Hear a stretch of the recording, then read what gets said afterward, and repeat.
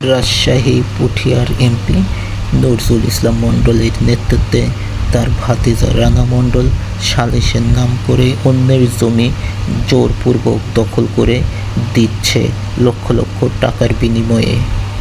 কেউ ঘুমাতে পারবে না বাড়িতে বলছি। মামা তুমি যাও যাও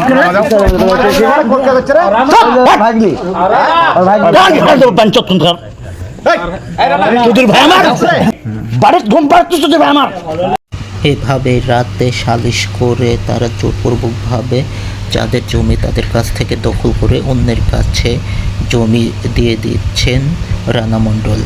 বলছি পুঠিয়া উপজেলার নেমতলা হলহলিয়া ৮ নং পৌরসভার কথা, যার সম্পত্তি তার কাছ থেকে ক্ষমতার দাপট দেখে গুলি করে মেরে ফেলার হুমকি দিয়ে দখল করে বাড়ি করে দিচ্ছে রানা মণ্ডল।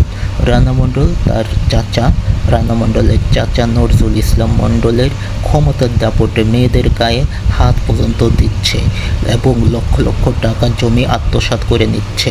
বিচারের নামে চক্রান্ত করে বাড়ি ছাড়া করছে অসংখ্য পরিবারকে। এমন কোনো অপরাধ নেই যা রানা মণ্ডল করছে না।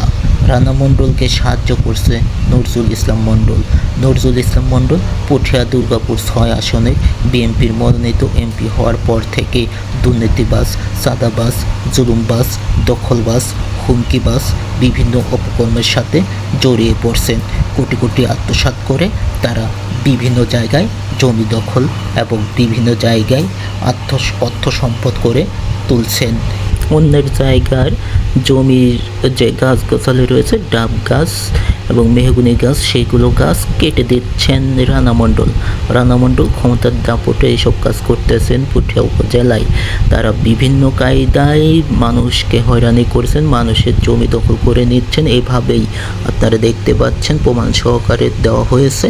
অবশ্যই এর প্রতিবাদে সাধারণ আমজনতা কেমন প্রতিবাদ করবেন সেটাই দেখার বিষয়।